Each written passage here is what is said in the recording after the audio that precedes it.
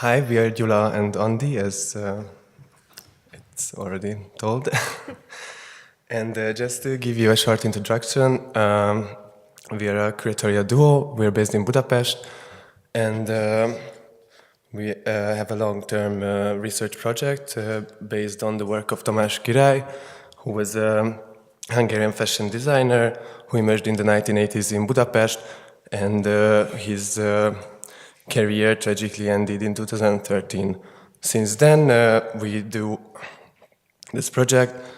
First, we were commissioned by Transit HU, a Budapest-based contemporary art organization, where we worked, and since then we curate exhibitions and organize events to introduce Király's works to the wider public. The latest chapter, sorry. The latest chapter of our research project was the publication of the book Tamás Király 80s, which deals with the first decade of Király's career, which is at the same time the last decade of socialism. And we just would like to give you a short insight into who Király was and some of our ideas how we should approach his practice. So we would like to show different aspects and perspective of his work. I'm going to talk about the architectural and art historical links to Király's works. He emerged at the beginning of the 80s in the Budapest underground art scene with his cutting-edge fashion shows and street performances.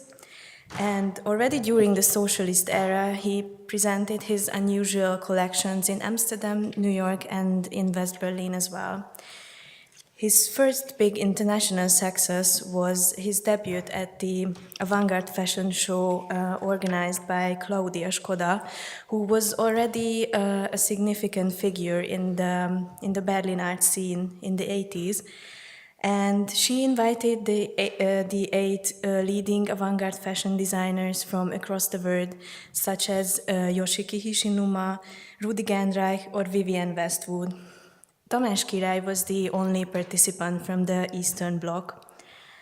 His collection, counting circa 40 pieces, was inspired by the geometric forms of Bauhaus, such as the triangle, the square, and the circle. His tinkered contraptions, heavy garments, and braced dresses were more like sculptures in which the models only could move really slowly on the stage. The show was located at the Hamburger Bahnhof, an unused railway station located between East and West Berlin. We would like to show you a short sequence from this significant fashion show, first with sound, and then you can see the whole video in the background without sound.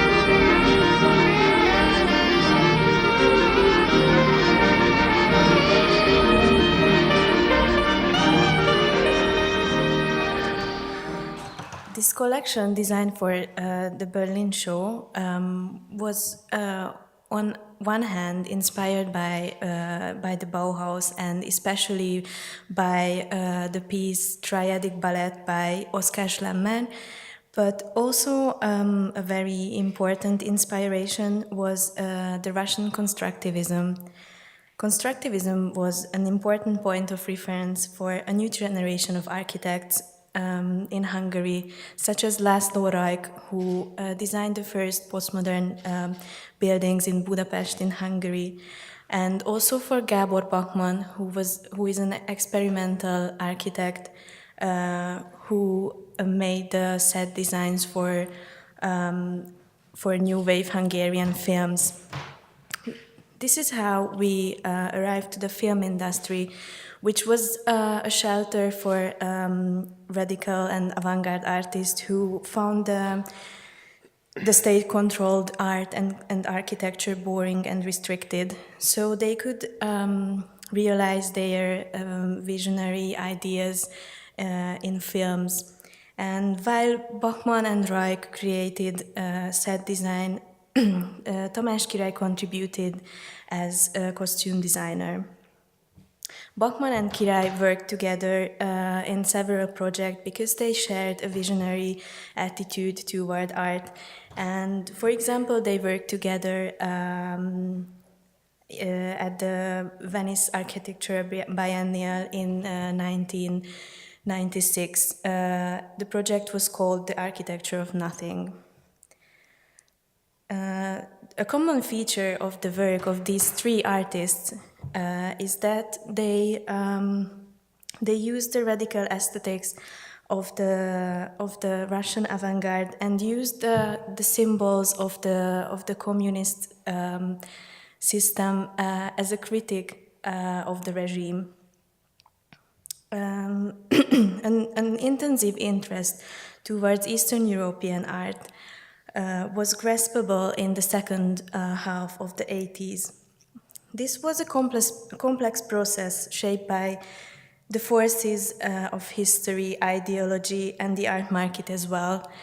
At the end of the 80s, Tatlan and Malevich and Rodchenko became very important artists in the art market, and their work were sold for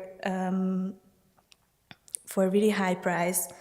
And according to the essay by Eva Forgács, titled Eastern Europe in Vogue, she discusses this phenomenon of rediscovering Eastern European art at the end of the 80s. She explains this phenomenon by the fervor of the 1968 student protests and the escalation of political activity of that time. This Western crowd of youth started to be interested in the third world revolutions of that time, including the Bolshevik Revolution. And the artists such as Király criticized the system by rethinking its elements and by radically using the symbols such as the Red Star as well.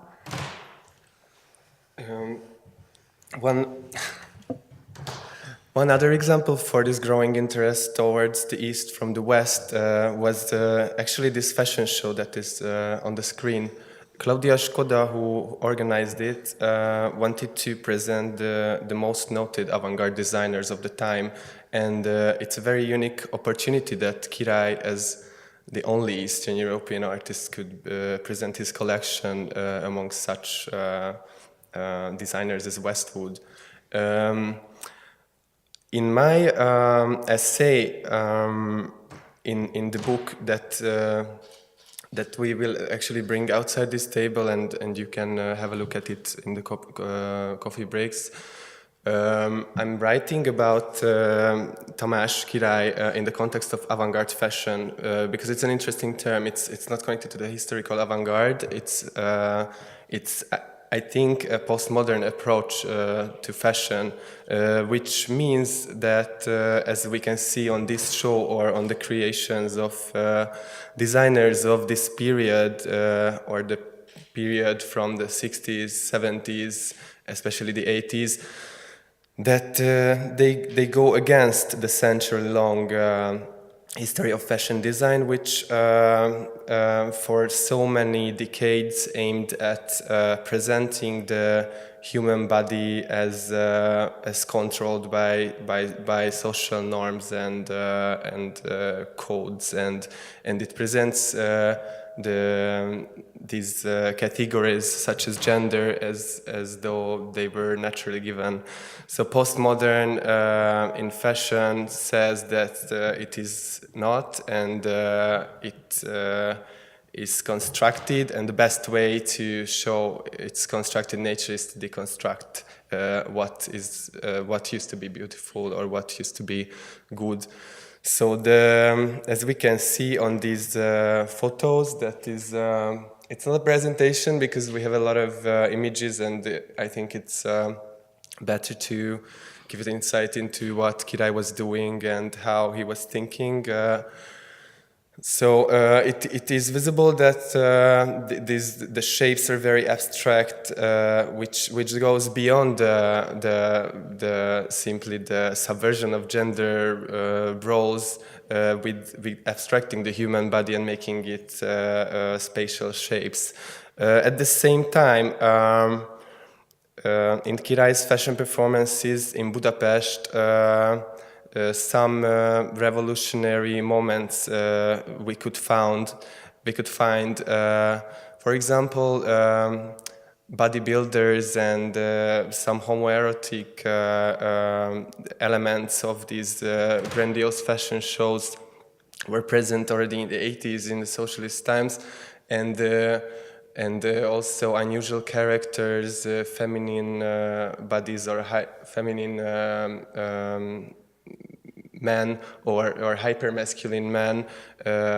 Here, for example, the bodybuilders and the angel, which looks like burning, that were at the same period very progressive also in the West. In Gauthier's fashion show at the beginning of the 80s, some point out that it is very unique and very progressive that he presents men and beautified men on the catwalk. So somehow this could parallelly happen on the West and on the East.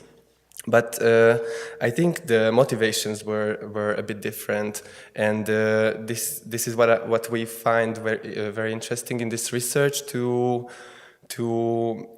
somewhat try to reconstruct the social, political, and economical context of avant-garde fashion in Hungary, which is actually only Tamás Király, and also in the region there are not so many parallels, and in the Central Eastern European region I don't really know about anyone. In the Soviet Union there we can find some contemporaries, but it's a different story. I find it interesting because we then realized that, for example, experimentalism that is an integral part of postmodern fashion comes from the fact that the light industry was about to collapse in the 80s, and there was no proper fashion industry or fashion scene in Hungary. Even until today, it is not the strongest part of cultural life in Hungary. So there was no pressure from the part of the market which would control the fantasy or the imagination of the artists. And it's the same with, for example, the DIY attitude of the era, which appears in many artists' works. In the West, in punk culture, it meant something different. It was more about recycling instead of buying. In the East, it was about the scarcity of materials in some cases, and this is why Tamás Király, as a fashion designer, ended up creating cocktail dresses out of dust bags or mirrors were the accessories, or plastic foils were elements of clothes. It was just an introduction. We could talk much more about this, but I find it very inspiring to research this. Also because Tamás Király was at the same time this unique figure of Hungarian fashion who never sold anyone or anything to anyone, and created only abstract, absurd creations, and this remained his like main character until the end of his career. And there were economic and social aspects of why he remained avant-garde and experimental and underground. Thank you.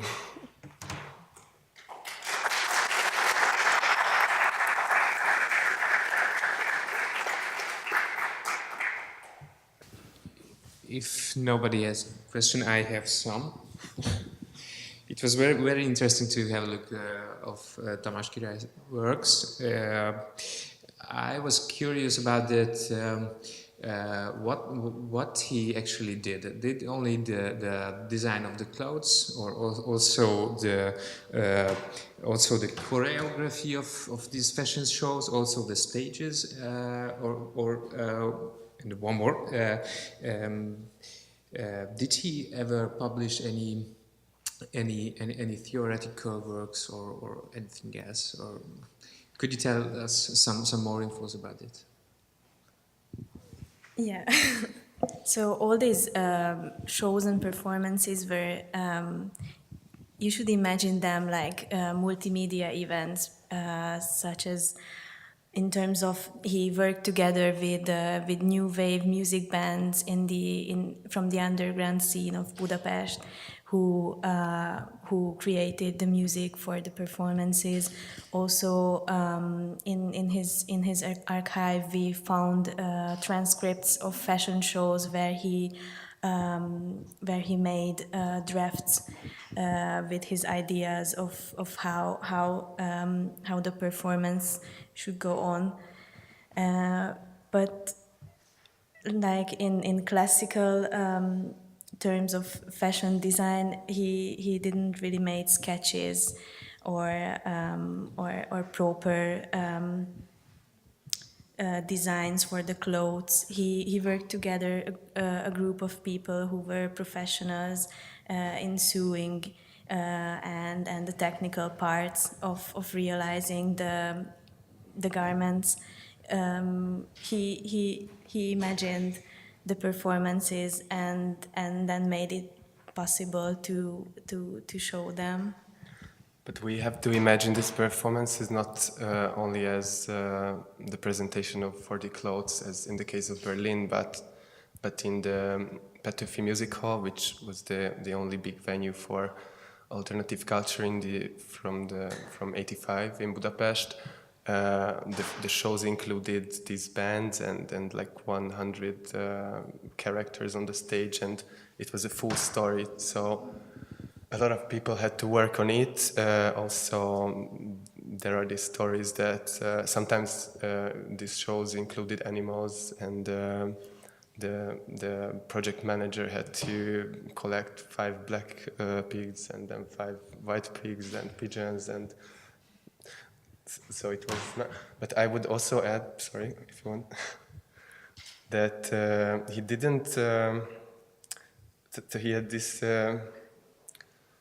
He didn't really publish theoretical texts, and I think it is because he was not a theoretical Mind. Or I don't know what kind of mind he was. I don't know what kind of mind he was, but in his work, this was not the point. It was more sensual or an aesthetic way of seeing and presenting the world, and this causes confusion till today, because when we started this research, it was a fully unprocessed archive. he was kind of famous in the underground. He was very visible and very present. Everybody knew him. But there are these theoreticians or critics who never wrote about him. Only these glossy magazines reported about him as the fashion designer against fashion and unwearable clothes and very catchy sentences which don't really make sense because the theoretical analysis would be necessary to understand why he was very progressive in the 80s in Budapest, and this is what we are trying to do, actually. Thank you. Do you anything about the financial background of these projects? How much money? In the 80s, or? For the Berlin show we showed, it was a really generous budget, which was unusual for him because in Budapest he made like this project like in a DIY sense, but in Berlin he could use very good quality materials and he could think big. But in Hungary he was not supported by any organizations, since he applied to the Association of Artists in the 80s, and then he got a letter that he is not suitable even for the other category. But it was also interesting that the writer of the letter wishes future success as well, and says that this the lack of membership wasn't an obstacle even before. So Keep going. yeah. Thank you. Yes, but I mean, it took some money to rent the Petőfi Csarnok. He had to buy But Petőfi Csarnok had a budget.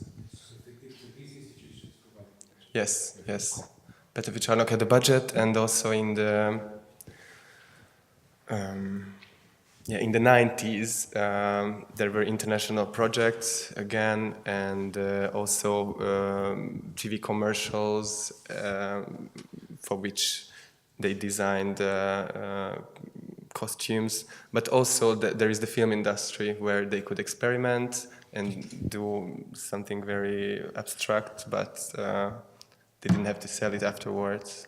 Also, he put his own money in the projects. Yeah. But they, for example, had this punk boutique in the city center of Budapest. It was from the beginning to the end of the 80s, and it was a very important spot for the alternative people. And that was the point, for example, where you could find these badges and T-shirts with bands, black T-shirts with bands, but also unique creations such as this poor foam earring, which looked like a huge silver object. So, but this was also the spot from where the fashion walks started in the city center, and it was more for the moment. So these creations weren't really expensive. It was more for fun, I think. Yeah, you can imagine it as a vintage shop looks like right now. So they redesigned clothes and designed accessories and sold them. Thank you. We have a question from Andrew. Hi, that was really great. I didn't know anything about this.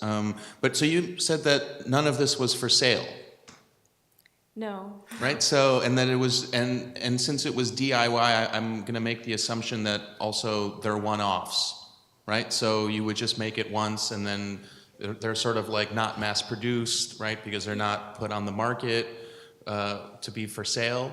So I guess I'm curious how you maybe think about that in relation to fashion, and kind of say like the way fashion works in terms of, say, mass production, marketing, kind of, you know, the sort of whole kind of enterprise that surrounds fashion versus, say, this kind of do-it-yourself attitude, one-off, not for sale, making your own clothes? Like, I'm just curious, like, your own personal kind of thoughts about, say, the relationship between the two, if that makes sense. Does it?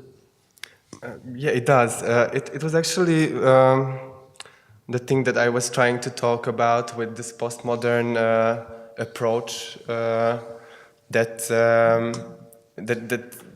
Király was against this mass production, as we can see, but this mass production didn't really exist in the 80s.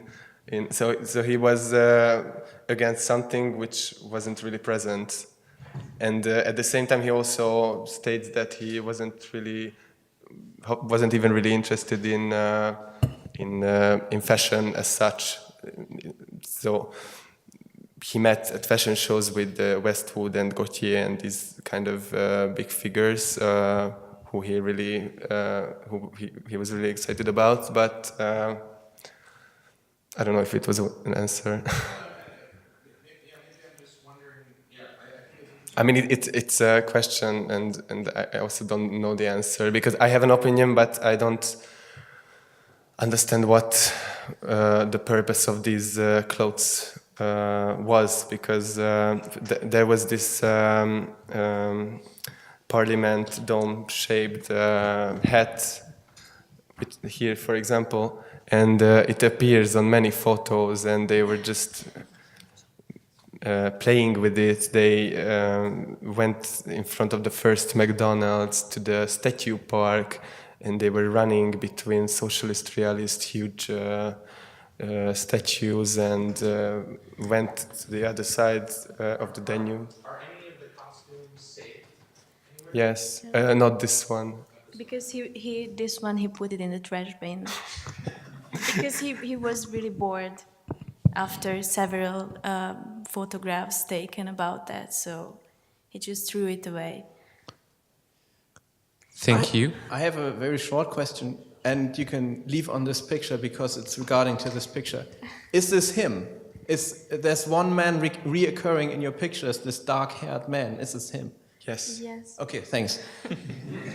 Thank you very much. I think if we have more questions, we can continue after in a coffee break or something. But now I have to thank you for the presentation. It was very nice and unique. Thank you very much.